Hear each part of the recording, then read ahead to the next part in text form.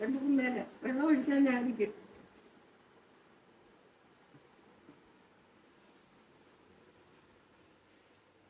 ചോറ് വെച്ചോ? ചീരത്തോടെ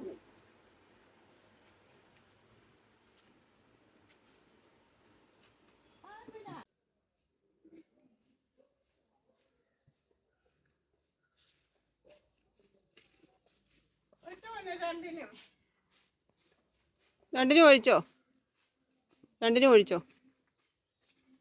ഒഴിച്ചോ? തുറന്നിരിക്കുക.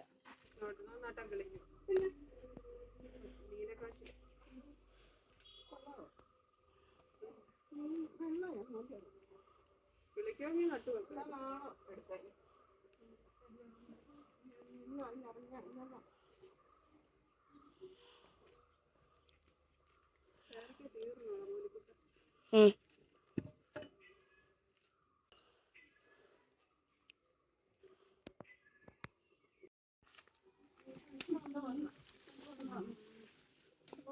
പിന്നെ കടിച്ചു അരച്ച് നമ്മൾ തന്നു.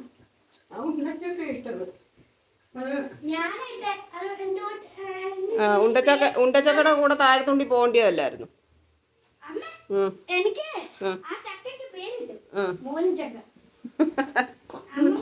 മോനുകുട്ടൻ ചക്ക ഉണ്ടപ്പാക്കും. ഞാൻ ഓർക്കുമായിരുന്നു ചക്ക പെറുക്കിയെന്ന് പറഞ്ഞിട്ട് ഇച്ചിരി പച്ചച്ചക്ക കിട്ടിയില്ലല്ലോ. മോനുകുട്ടനെ അരിഞ്ഞതാ കേട്ടോ ചക്ക വറക്കാൻ.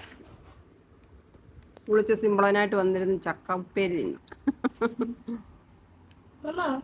ചക്കയിടാൻ പോയി. ചക്കയുടെ കൂടെ പോകേണ്ടതായിരുന്നു താഴത്തെ കുഴിയിൽ. അവൻ പറ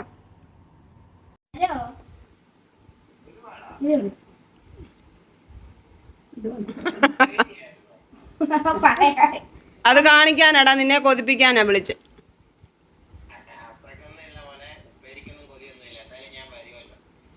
അതുകൊണ്ട് കൊതിയില്ലാത്തതുണ്ടോ കാലത്ത്? ഒരു ചക്ക വീണേ. അമ്മമ്മ അറിഞ്ഞോ? അത് മുത്തു ചക്കയാണ്.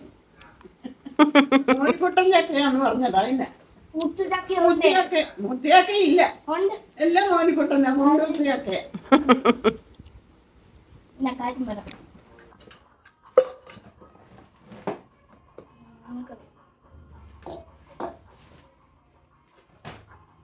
നമ്മമ്മയുടെ മോന്റെ പനിയാണ്. അമ്മമ്മയുടെ മോന്റെ കഷ്ടപ്പാടാ ഇന്നത്തെ ചക്ക ഉപ്പേരി. കഷ്ടപ്പാട് തിരി കത്തിച്ചോ? അയ്യോ, അമ്പലത്തിൽ ദീപാരാധന തുടങ്ങി. നാളെ വിഷുവാണ്. എന്റെ പ്രിയപ്പെട്ടവർക്കെല്ലാം ഞങ്ങളുടെ വിഷു ആശംസകൾ കേട്ടോ. വിഷു കഴിയും, ഈ വീഡിയോ വരുമ്പോഴത്തേക്ക് വിഷു കഴിയും. എന്നാലും ഇരിക്കട്ടെ. അപ്പോ സമ്പൽ സമൃദ്ധിയുടെ ഐശ്വര്യത്തിന്റെ വിഷു ആശംസകൾ എല്ലാവർക്കും. അല്ല, മുമ്പേ ഇടാം. എന്റെ ഡ്രസ്സ് എങ്ങനെയുണ്ട് പ്രിയങ്ങളെ? ഈ ഷാള് വൺ സൈഡ് ഇടാൻ എനിക്ക് എന്തോ ചെയ്താലും എനിക്ക് പറ്റത്തില്ല. അതുകൊണ്ട് ഞാൻ ഇങ്ങനൊരു ഫാഷനിൽ നിന്ന് ഈ ഷാളൊക്കെ ഇട്ടോണ്ട് പോയത് കേട്ടോ. ചേരത്തില്ല, എനിക്ക് തന്നെ അറിയായിരുന്നു. പിന്നെ ഇത് ഞാൻ ഈ ഷാള് മാറ്റും. എനിക്കിതിന് ക്രീം കളർ ഷാൾ ഇടും, അതേ നിവർത്തിയുള്ളൂ.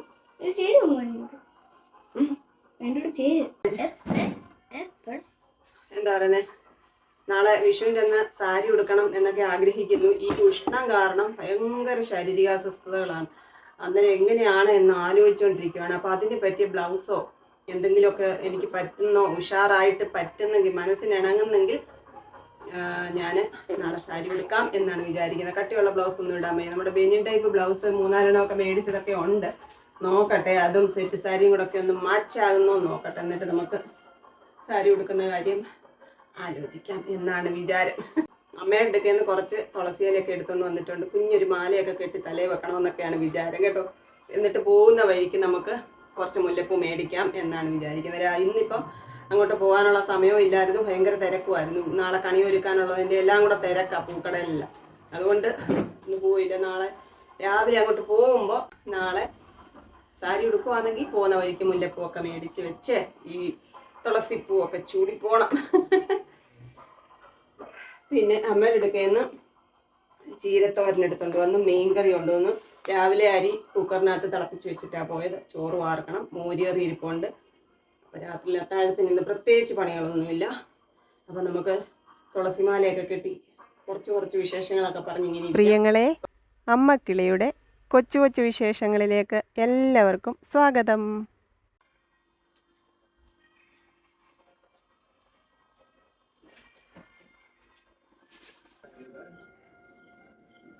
ഞാൻ സാരിയൊക്കെ എടുത്ത സ്ഥിതിക്ക് അതിന് ചേരുന്ന വളയൊക്കെ തപ്പിപ്പെറുക്കിതേ. ഇതെനിക്ക് നമ്മുടെ രാജിക്കൊച്ച് മലയാളപ്പുഴമ്പലത്തെ ഉത്സവത്തിന് എനിക്ക് മേടിച്ച് വെച്ചിരുന്നു. ഇവിടുന്ന് പിന്നെ വന്നപ്പോൾ കൊണ്ട് തന്നതാണ് കേട്ടോ. അപ്പം ഈ വള എടുത്തത് കൊണ്ട് ഈ മാല എടുത്ത് ഇതിട്ടില്ല ഇതുവരെ. ലക്ഷ്മി ചേച്ചി അയച്ചു തന്ന മാലയാണ്, നാളെ ഇടാം. പിന്നെ ഒരു കമ്മലും കൂടെ റെഡിയാക്കണം. കമ്മലുണ്ട്, കമ്മലൂടെ എടുത്ത് വെക്കണം. ഇത് കണ്ടപ്പോൾ മനസ്സിലായാലും നമ്മൾ നാളെ ബ്രൗൺ കളർ കരയുള്ള സെറ്റ് സാരിയും ആ കളർ ബ്ലൗസും ഇടുന്നു കേട്ടോ. എടുത്ത് വെച്ചിട്ടുണ്ട്. കമ്മലും കൂടെ നോക്കട്ടെ. കമ്മൽ നോക്കിയില്ല, നോക്കട്ടെ. ഒരുപാട് വലിയ കമ്മലൊന്നും ഇടുന്നില്ല, ചെറിയ കമ്മലുകൾ വല്ലതും അതിന് ചേരുന്നത് ഉണ്ടോ എന്ന് നോക്കട്ടെ പ്രിയങ്ങളെ.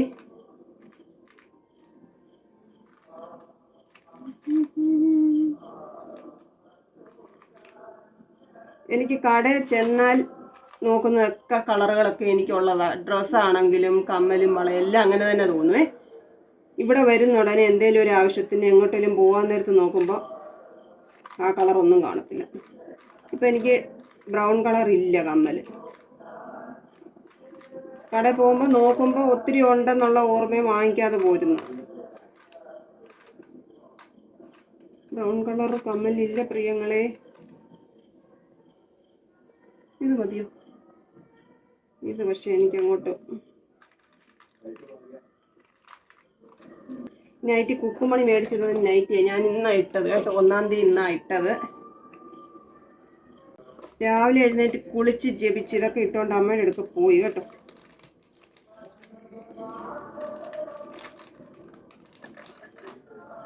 ചുരുക്കം പറഞ്ഞാൽ എനിക്ക് കമ്മലില്ലേ.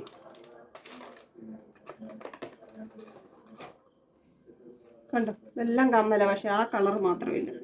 അതിനോട് മാച്ചാവുന്നതൊന്നുമില്ല പ്രിയങ്ങളെ.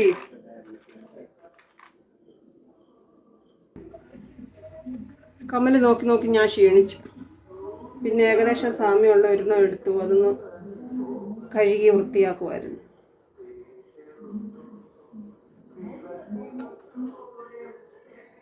മതിയല്ലേ? ആ ഡ്രസ്സിൻ്റെ കൂടെ ഇടുമ്പോൾ മാച്ചാകുമെന്ന് തോന്നുന്നു, നോക്കാം. ചോറ് ഞാൻ രാവിലെ ഇന്ന് വെള്ളയരി ഇട്ടത്. വെള്ളയരി ഇട്ട് തിളപ്പിച്ചൊക്കെ വെച്ചേക്കുമായിരുന്നു. ഒന്നുകൂടി തിളപ്പിച്ചിട്ട് വാർത്തിടാം, എന്നിട്ട് നമുക്ക് ചോറുണ്ട്.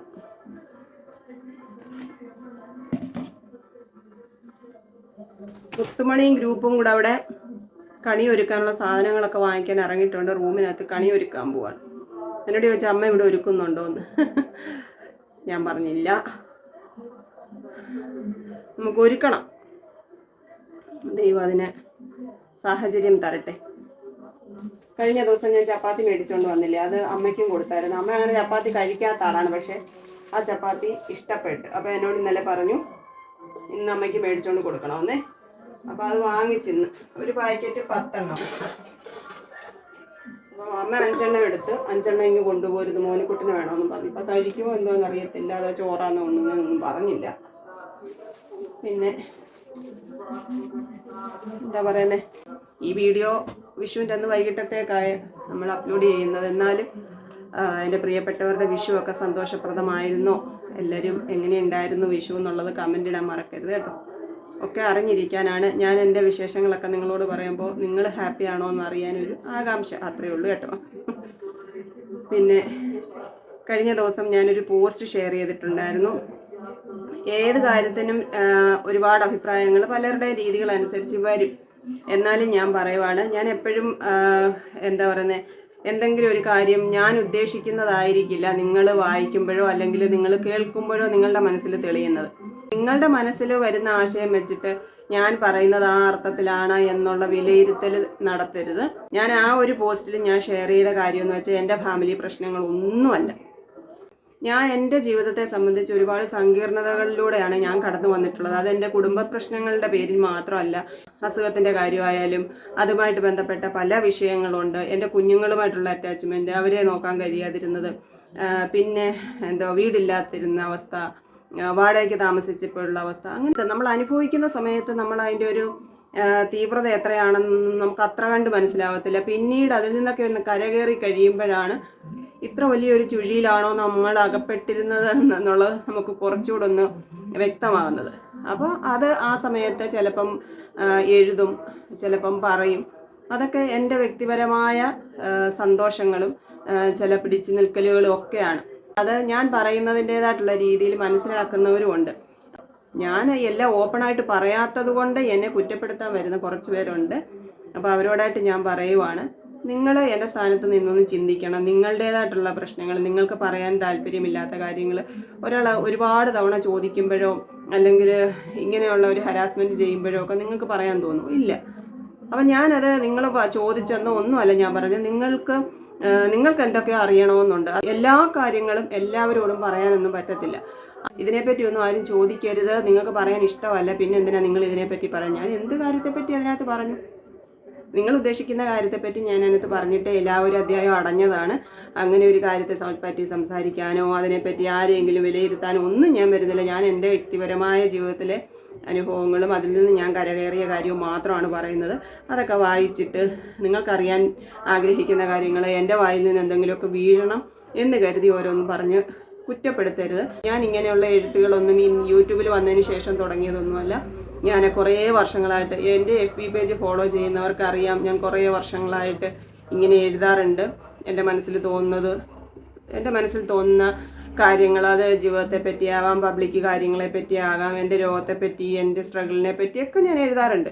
അതൊക്കെ വായിക്കാൻ താല്പര്യമുള്ളവർ മാത്രം, എന്നെ മനസ്സിലാക്കാൻ കഴിവുള്ളവർ മാത്രം എൻ്റെ കൂടെ നിന്നാൽ മതിയെന്ന് ഞാൻ എപ്പോഴും പറയാറുണ്ട്.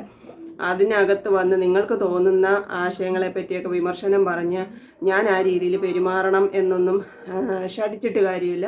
ഞാൻ ഇങ്ങനെയൊക്കെ മാത്രമാണ് കേട്ടോ. അപ്പോൾ എനിക്ക് ഒരുപാട് കുറവുകളും കുറ്റങ്ങളും ഒക്കെ ഉണ്ട്. ആ കുറ്റങ്ങളോടെയും കുറവുകളോടെയും എന്നെ സ്നേഹിക്കുന്ന കുറച്ച് മനുഷ്യരുണ്ട്. എനിക്ക് അവരെ മതി, പ്രിയപ്പെട്ടവരെ. ബുദ്ധിമുട്ടുള്ളവർ, ഇങ്ങനെയൊക്കെ കാണുന്നതും കേൾക്കുന്നതും ഒക്കെ വിഷമമുള്ളവർ ദയവ് ചെയ്ത് എന്നെ അലട്ടാതെ ഒന്ന് മാറിപ്പോവോ, ഇത്രേ എനിക്ക് പറയാനുള്ളൂ. ഒരു ദയവ് ചെയ്ത് നിങ്ങൾക്ക് സന്തോഷമുള്ള കാര്യങ്ങളിലേക്ക് പോവുക. ഈ ഒരു അക്കൗണ്ട് നിങ്ങൾ ബ്ലോക്ക് ചെയ്യുക, അല്ലെങ്കിൽ ഈ വീഡിയോസ് വരുമ്പോൾ നിങ്ങൾ സ്കിപ്പ് ചെയ്യുക. അതിനൊക്കെ ഓപ്ഷൻസ് ഉണ്ടല്ലോ. നിങ്ങൾക്ക് സന്തോഷമുള്ള മോട്ടിവേറ്റഡ് ആയിട്ടുള്ള കാര്യങ്ങൾ നിങ്ങൾ കണ്ടോളൂ. ഇന്ന ആളിൻ്റെ മാത്രം എന്നൊന്നുമില്ല.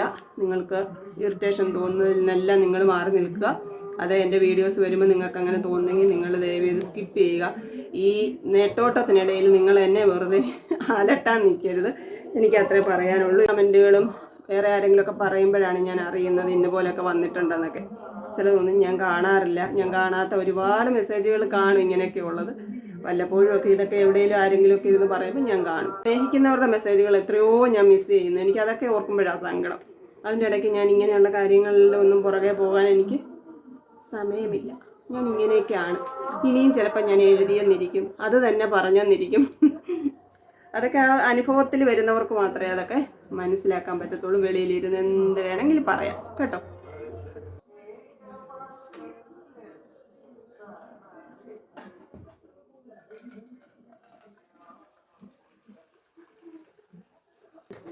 എനിക്ക് ഉപ്പേരി വറുത്തിങ്ങനെ ചൂടോടെ കോരി അങ്ങോട്ട് വെക്കത്തില്ല, ആ സമയത്ത് കഴിക്കാനാണ് ഇഷ്ടം കേട്ടോ. പിന്നെ ഇന്നൊക്കെ കഴിക്കാൻ ഇഷ്ടമാണ്. നാളെ തൊട്ടൊക്കെ കഴിക്കാൻ ഇപ്പം എനിക്ക് മടിയാണ്. നേരത്തെയൊക്കെ എപ്പോൾ വേണേലും എത്ര വേണേലും കഴിക്കുമായിരുന്നു. പിന്നെ ഇതേപോലെ ഇങ്ങനെ ബബിള് പോലെ വരത്തില്ലേ വറക്കുമ്പോൾ, അതാണ് എനിക്ക് ഏറെ ഇഷ്ടം. ഞാനത് തെരഞ്ഞു പിടിച്ച് കഴിക്കും. നിങ്ങൾ അങ്ങനെ വല്ലവരും ഉള്ള ഒരു കമൻറ്റ് ഇടണം കേട്ടോ. മിയോനു കഴിക്കാം ബാ, വരൂ.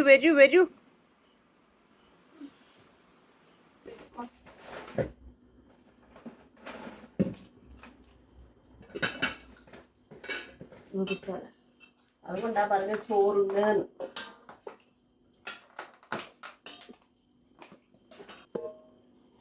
എടുത്തോണ്ട് വരട്ടെ മോര്. ഫ്രിഡ്ജിൽ വെച്ചു.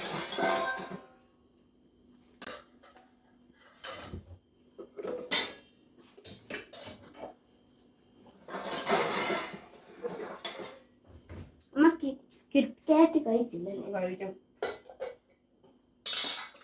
ഏയ്. മതിയോ?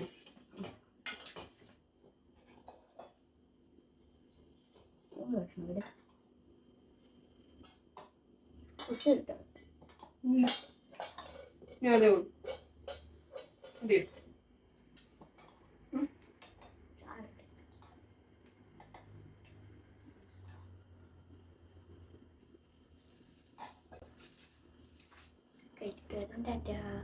കഴിച്ചിട്ട് വരാം. ടാറ്റാ. Good night.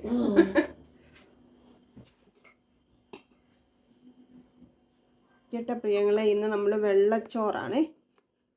ഇതിനകത്ത് നമുക്ക് ഇച്ചിരി തോരൻ, ചുവന്ന ചീരത്തോരൻ വെച്ചു.